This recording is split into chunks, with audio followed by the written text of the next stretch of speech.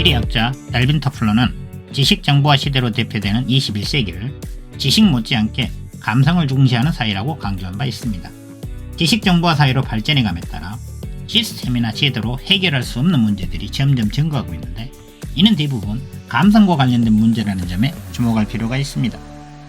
정서지능형 리더의 시대. 21세기 들어 지적 능력, 기술적 능력이 평준화되면서 소비자는 제품의 성능보다 소비자의 기호에 맞고 사용에 편리하며 매혹적인 제품을 구매합니다. 이런 추세에 발맞춰 오늘날의 모든 마케팅은 마음을 뒤흔드는 감성을 중요시하고 있습니다. 과거에는 다양한 분야의 학문을 두루 섭렵한 한 명의 천재가 사회를 움직였다면, 21세기는 인간이 축적해온 막대한 양의 지식이 다양한 분야의 전문가들을 키웠고, 이들이 서로 관계를 맺고 융합하는 분야가 많아지면서 타인과의 소통이 매우 중요해졌습니다. 타인과의 성공적인 의사소통은 타인의 정서적 이해를 바탕으로 한 공감적인 대화 기술에 달려 있습니다. 그래서 21세기는 감성의 시대, 정서의 시대라고 표현할 수 있습니다. 인재를 바라보는 기준도 실력, 학력, 경력에서 정서지능형 인재로 바뀌었습니다. 여러 명의 노벨상 수상자를 배출해 세계에서 가장 명망 있는 연구기관으로 알려져 있는 미국의 벨 연구소는 연구자들 간의 과학적 성과의 차이가 과학적 지식이나 실력이 있는 것이 아니라 대인관계 기술에 있다는 것을 알아냈습니다. 과학자들이 난관에 봉착했을 때 인간관계 기술이 좋지 못한 과학자들은 끙끙 머리를 싸매고 힘들어하다가 포기하지만, 인간관계 기술이 좋은 과학자들은 주변 사람에게 도움을 요청하거나 타인과 소통하면서 해법을 찾고 새로운 아이디어를 생각해내면서 자신들의 기술을 특허로 발전시켰습니다. 함께 소통하며 일하는 능력은 정서지능을 기반으로 합니다. 정서지능은 상대가 무엇을 원하는지, 어떤 정서를 경험하고 있는지, 나를 통해서 얻고자 하는 것이 무엇인지를 재빠르게 인식하고 거기에 맞춰 자신의 정서와 행동을 조절할 수 있도록 해줍니다. 앞으로 사회는 더욱 다양하고 복잡해져서 예측을 불허하는 상황으로 갈 것입니다. 그래서 주어진 상황을 적절히 조절할 수 있는 정서지능형 리더가 오늘날에는 핵심적인 역할을 수행할 수 있습니다. 감성경영으로 마음을 사로잡는 기업들. 페이스북 CEO 마크 주커버거는 2010년 시사주간지 타임에 의해 올해의 인물로 선정되었습니다. 그는 컴퓨터 천재인 동시에 인문학의 조예가 깊어 복잡 미묘한 인간의 심리에 대해 누구보다 잘 이해하고 관심이 많은 사람으로 알려져 있습니다. 겨우 30대의 나이에 1천조 원이 넘는 가치를 지닌 기업을 만들어낸 놀라운 성공 신화의 주인공의 탄생은 사람들에 대한 진지한 관심에서 출발했습니다. 페이스북은 세계 최대의 사람 연결망 서비스입니다. 우리가 삶에서 맞닥뜨리는 인간관계나 좌절, 스트레스에 대한 적절한 대처는 학교에서 가르쳐주지 않습니다. 오직 정서지능만이 도움을 줄 수 있습니다. 대인관계에서 경험하는 좌절과 일상의 스트레스에 잘 대처하는 능력은 정서지능에서 나옵니다. 그리고 이러한 능력의 여부가 사회적 성공을 좌우합니다. 미국에서 가장 큰 시장 점유율을 자랑하는 메트로폴리탄 생명보험회사가 보험사 직원에게 가장 크게 요구하는 것은 낙관적 사고방식입니다. 이 정서지능이 계속되는 고객의 거절을 극복하고 스스로를 동기화시켜 보다 우수한 성과를 낼 수 있도록 해주기 때문입니다. 사우스웨스트 항공은 인재 선발에 있어 유머 감각을 최우선 기준으로 고려합니다. 유머 감각이 뛰어난 이들은 상대의 마음을 쉽게 얻습니다. 유머는 상대의 마음을 제대로 이해하는 데에서 출발하기 때문입니다. 아메리칸 익스프레스는 직원들을 대상으로 대인관계 능력, 타인관리 능력, 감정이입 능력 등 정서 관련 교육을 실시해서 10% 이상의 성과 양성을 거두고 있습니다. 같은 일을 하면서도 상대를 얼마나 잘 이해하고 관리하고 있느냐에 따라 그 일의 결과는 완전히 달라집니다. 상대를 관리할 수 있는 힘, 좌절을 인내할 수 있는 힘, 손실에 대처할 수 있는 힘이 결국 성공을 결정짓는 핵심적인 요소입니다. 심리 전문가의 도움을 받는 스포츠 스타들. 수만 명의 관중 앞에서 경기를 치러야 하는 운동선수들은 긴장을 떨치고 최상의 기량을 발휘해야 하는 직업인입니다. 그러다 보니 자신의 감정을 잘 조절할 수 있는 선수만이 경기에서 두각을 나타냅니다. 경기마다 승패를 다투어야 하는 선수들은 시합에서 오는 불안을 어떻게 조절하느냐에 따라 승패가 결정되는데, 불안을 관리할 때 정서지능이 매우 중요합니다. 정서지능이 높은 선수들은 두 가지 측면에서 뛰어납니다. 첫째, 훈련할 때 오랜 기간 동안 꾸준히 노력합니다. 둘째, 경기에서 불안이나 분노와 같은 부정적인 감정을 잘 조절하는 능력을 가지고 있습니다.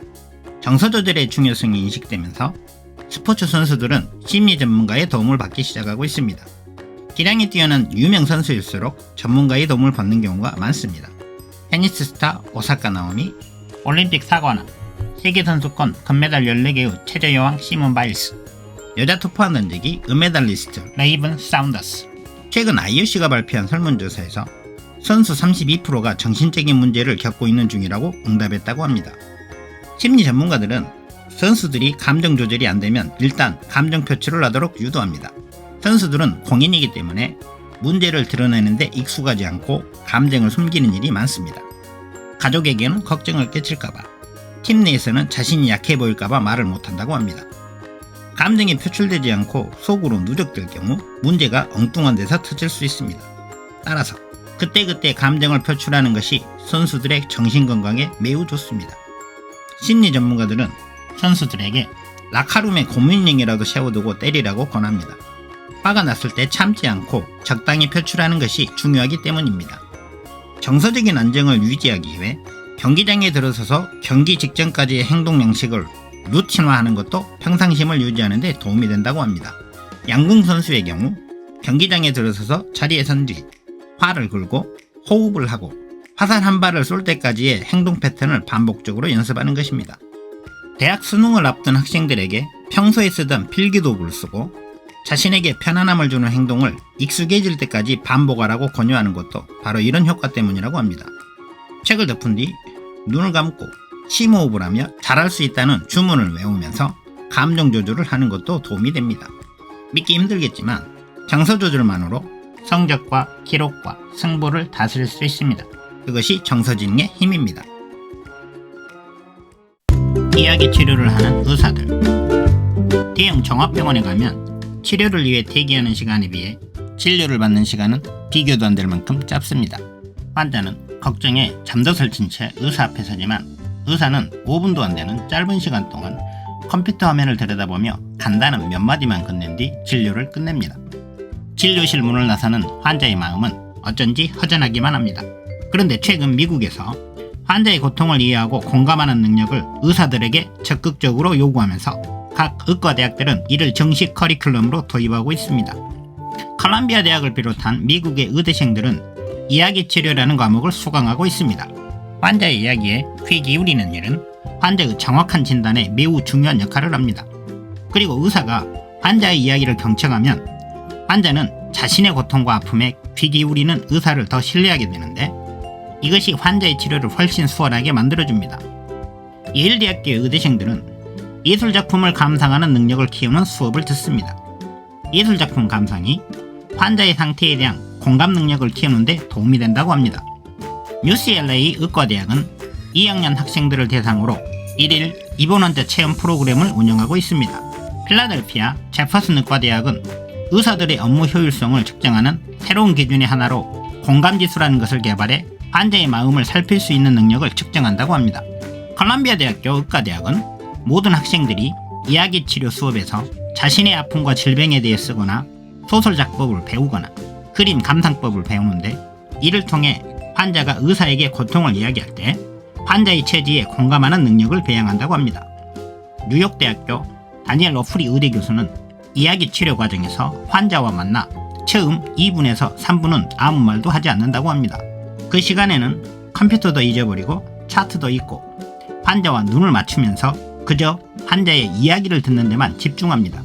이렇게 환자들의 이야기를 듣다 보면 환자에게 정말로 중요한 것이 무엇인지를 알게 되기 때문입니다. 환자를 이 세상을 함께 살아가는 동지로, 친구로서 대하고 환자의 감정 상태를 있는 그대로 이해하고 공감합니다. 이런 공감 능력이 바로 정서지능입니다. 이 정서지능이야말로 환자를 치료함에 있어 가장 중요한 역할을 수행하는 현대의학의 핵심 중추입니다.